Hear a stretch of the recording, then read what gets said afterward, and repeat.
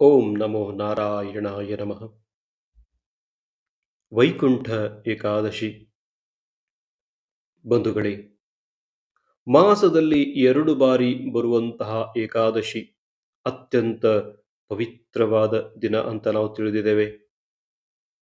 ಭಕ್ತರು ವೈಷ್ಣವರು ಈ ದಿನದಂದು ಉಪವಾಸವನ್ನ ಮಾಡಿ ಸಂಪೂರ್ಣವಾಗಿ ಶ್ರೀಕೃಷ್ಣನ ಸ್ಮರಣೆಯಲ್ಲಿ ತೊಡಗಿಸಿಕೊಳ್ತಾರೆ. ಏಕಾದಶಿಯ ದಿನ ಯಾವುದೇ ಬಗೆಯ ಆಹಾರವನ್ನ ಸ್ವೀಕರಿಸದೆ ಉಪವಾಸ ಮಾಡುವಂತಹ ಭಕ್ತರು ಕೂಡ ಇರುವರು. ಆದರೆ ಇದು ಎಲ್ಲರಿಂದಲೂ ಕೂಡ ಸಾಧ್ಯವಾಗೋದಿಲ್ಲ.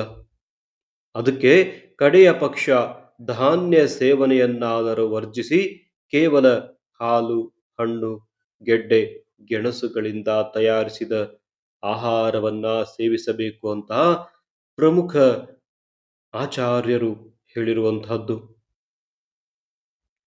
ಏಕಾದಶಿಯ ಆವಿರ್ಭಾವದ ಬಗ್ಗೆ ಪದ್ಮ ಪುರಾಣದಲ್ಲಿ ಹೇಳಲಾಗಿದೆ. ಕೃತಯುಗದಲ್ಲಿ ಮುರಾಸುರನು ಕಠಿಣ ತಪಸ್ಸಿನಿಂದ ಅಸೀಮ ಬಲವನ್ನ ಸಂಪಾದಿಸ್ತಾನೆ. ಹೀಗೆ ಬಲಶಾಲಿಯಾಗಿರುವಂತಹ ಮುರಾಸುರನು ಉಪಟಳ ಮಿತಿಮೀರಿತು. ಸ್ವರ್ಗಲೋಕದ ಮೇಲೆ ದಂಡೆತ್ತಿ ಹೋಗ್ತಾನೆ. ದೇವತೆಗಳನ್ನ ಪರಾಜಯಗೊಳಿಸ್ತಾನೆ ಮತ್ತು ತನ್ನ ಕೈವಶವನ್ನ ಮಾಡ್ಕೊಳ್ತಾನೆ ಅವರನ್ನೆಲ್ಲ. ದಿಕ್ಕುಗಾಣದ ದೇವತೆಗಳು ಪರಶಿವನ ಬಳಿ ಸಾರಿ ತಮ್ಮ ಕಷ್ಟವನ್ನ ತೋಡ್ಕೊಂಡು ರಕ್ಷಿಸುವಂತೆ ಕೇಳ್ಕೊಳ್ತಾರೆ.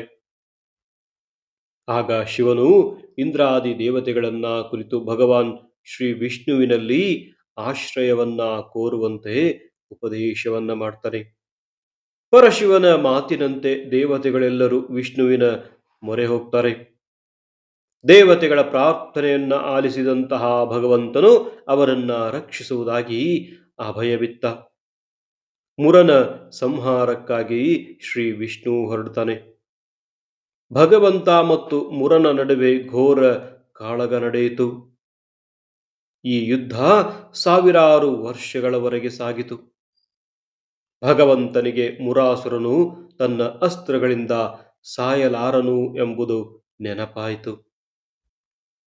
ಆತನ ಕೊಂಚ ಕಾಲ ವಿಶ್ರಮಿಸಲು ಬದರಿಕಾಶ್ರಮದಲ್ಲಿ ಹಿಮವತಿ ಎಂಬ ಗುಹೆಗೆ ತೆರಳುತ್ತಾನೆ ವಿಷ್ಣು. ಮುರಾಸುರನ ಸಂಹಾರಕ್ಕಾಗಿ ವಿಶಿಷ್ಟ ಆಯುಧದ ಅಗತ್ಯವಿತ್ತು ವಿಷ್ಣುವಿಗೆ.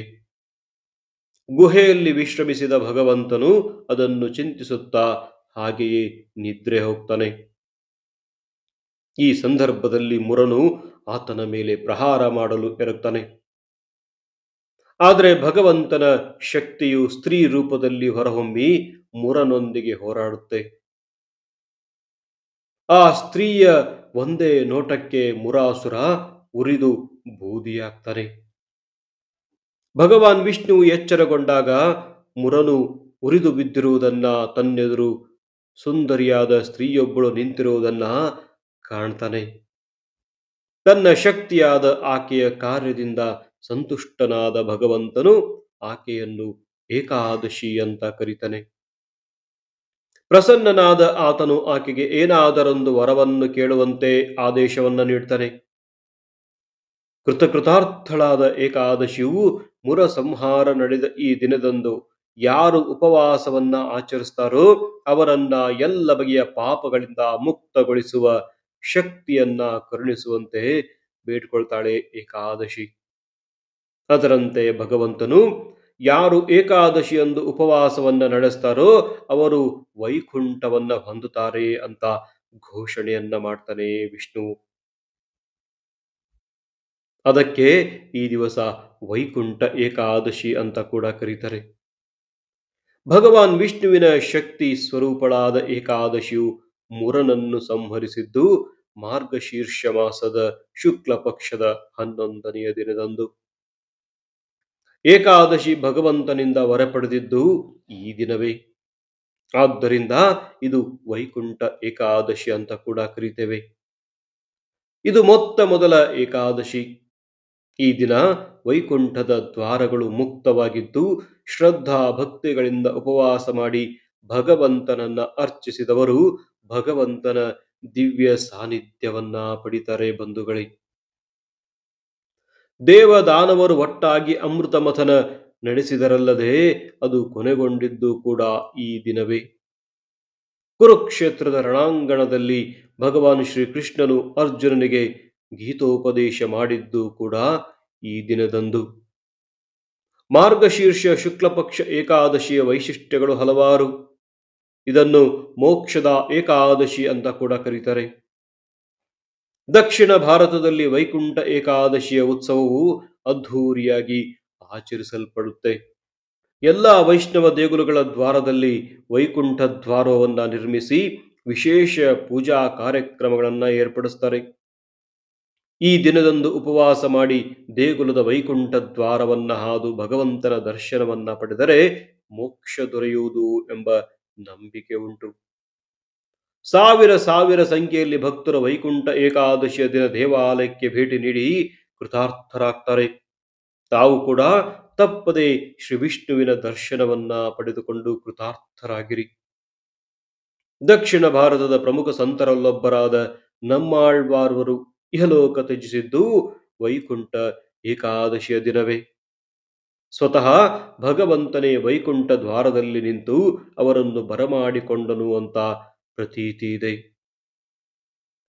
ಈ ಸಂಸ್ಮರಣೆಯಲ್ಲಿ ತಮಿಳುನಾಡಿನ ದೇಗುಲಗಳಲ್ಲಿ ವೈಭವದ ಉತ್ಸವಗಳೇ ನಡೀತವೆ. ಭೂಮಿಯ ಒಂದು ವರ್ಷ ದೇವಲೋಕದ ಒಂದು ದಿನಕ್ಕೆ ಸಮ. ಭೂವರ್ಷವು ಸೂರ್ಯನ ಭ್ರಮಣವನ್ನಾಧರಿಸಿ ಉತ್ತರಾಯಣ ಮತ್ತು ದಕ್ಷಿಣಾಯಣವೆಂಬ ಎರಡು ಸಮಭಾಗಗಳಾಗಿ ವಿಂಗಡಿಸಲ್ಪಟ್ಟಿವೆ. ಉತ್ತರಾಯಣವು ಮಾರ್ಗಶೀರ್ಷ ಮಾಸದಿಂದ ಆಷಾಢ ಮಾಸದವರೆಗೆ ಇರುತ್ತೆ. ಈ ಉತ್ತರಾಯಣವು ಸ್ವರ್ಗಲೋಕದಲ್ಲಿ ಹಗಲಾಗಿಯೂ ದಕ್ಷಿಣಾಯಣವು ಇರುಳಾಗಿಯೂ ಪರಿಗಣಿಸುತ್ತೆ. ಉತ್ತರಾಯಣವು ಅಂತ್ಯಗೊಳ್ಳುವ ಅವಧಿಯಲ್ಲಿ ಮಾರ್ಗಶೀರ್ಷ ಮಾಸವು ಬರುವುದರಿಂದ ಅದು ಮುಂಜಾವಿನ ಪೂರ್ವ ಸ್ಥಿತಿಯಂತೆಯೂ ಮಾರ್ಗಶೀರ್ಷ ಮಾಸದ 11ನೆಯ ಏಕಾದಶಿ ದಿನದಂದು ಮುಂಜಾವು ಆರಂಭಗೊಳ್ಳುವುದೆಂದು ಪರಿಗಣಿಸಲ್ಪಡುತ್ತಾರೆ. ಹೀಗೆ ಸೂರ್ಯೋದಯ ಆರಂಭಗೊಳ್ಳುವ ಶುಭ ಕಾಲವಾದ್ದರಿಂದ ಮಾರ್ಗಶೀರ್ಷ ಶುಕ್ಲ ಏಕಾದಶಿ ಅತ್ಯಂತ ಮಂಗಳಕರವೆಂದು ಕರೆಯಲ್ಪಟ್ಟಿದೆ. ಈ ದಿನದಂದು ಉಪವಾಸ ಮಾಡಿ ಭಗವಂತನ ಸ್ಮರಣೆಯಲ್ಲಿ ತಲ್ಲೀನರಾಗುವವರಿಗೆ ಎಲ್ಲ ಬಗೆಯ ಸತ್ಫಲಗಳು ದೊರೆಯುತ್ತವೆ ಬಂಧುಗಳೇ. ಭಾರತದ ಅತಿದೊಡ್ಡ ದೇಗುಲಗಳಲ್ಲಿ ಮುಖ್ಯವಾದದ್ದು ಶ್ರೀರಂಗಂ ಶ್ರೀರಂಗನಾಥ ದೇವಾಲಯ. ಇಲ್ಲಿ ಪೂಜೆಗೊಳ್ಳುವ ಶ್ರೀರಂಗನಾಥ ಮೂರ್ತಿಯನ್ನ ಪ್ರತಿಷ್ಠಾಪಿಸಿದ್ದು ಪರಮ ಭಕ್ತರಾದ ವಿಭೀಷಣ.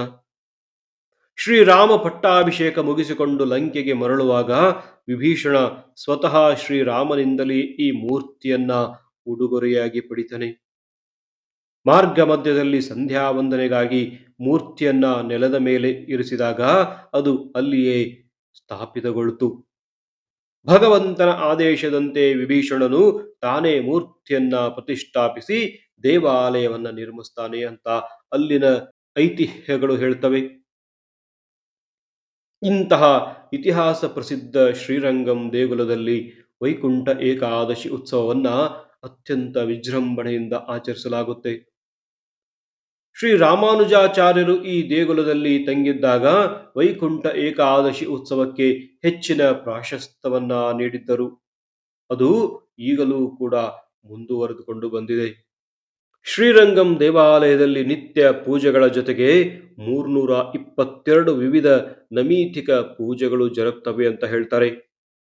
ಅವುಗಳಲ್ಲಿ ಮೊದಲನೆಯದು ಮತ್ತು ಅತ್ಯಂತ ಪ್ರಮುಖವಾದದ್ದು ವೈಕುಂಠ ಏಕಾದಶಿ ಪೂಜೆ. ಇಲ್ಲಿ ಇದನ್ನ 21 ದಿನಗಳ ಕಾಲ ಆಚರಣೆಯನ್ನ ಮಾಡ್ತಾರೆ. ದೇವಾಲಯದ 1000 ಕಂಬಗಳ ಮಂಟಪದ ಎದುರಿನಲ್ಲಿ ತೆಂಗಿನ ತೋರಣ ಕಟ್ಟಿದರೆಂದರೆ ಉತ್ಸವ ಆರಂಭವಾಯಿತೆಂದೇ ಅರ್ಥ. ಉತ್ಸವಕ್ಕಾಗಿ 45 ತೆಂಗಿನ ಮರಗಳ ಚಪ್ಪರವನ್ನು ಹಾಕಲಾಗುತ್ತೆ. ಅನಂತರ ಪೂಜಾ ವಿಧಿಗಳು ಆರಂಭವಾಗ್ತವೆ. ಉತ್ಸವದ ಮೊದಲ 10 ದಿನದ ಆಚರಣೆಗಳನ್ನು ಪಕಲ್ಪತ್ತು 10 ಹಗಲುಗಳು ಅಂತ ಕರೀತಾರೆ. ಇದು ಭಗವಂತನಿಗೆ ಮೋಹಿಸಿ ಅಲಂಕಾರ ಮಾಡಿ ಪೂಜಿಸುವುದರೊಂದಿಗೆ ಕೊನೆಗೊಳ್ಳುತ್ತದೆ. 11ನೆಯ ದಿನವೇ ವೈಕುಂಠ ಏಕಾದಶಿ. ಇದರೊಂದಿಗೆ ರಾಂಪತ್ತು ಅಂದರೆ 10 ರಾತ್ರಿಗಳು ಆಚರಣೆಗಳು ಆರಂಭವಾಗ್ತವೆ.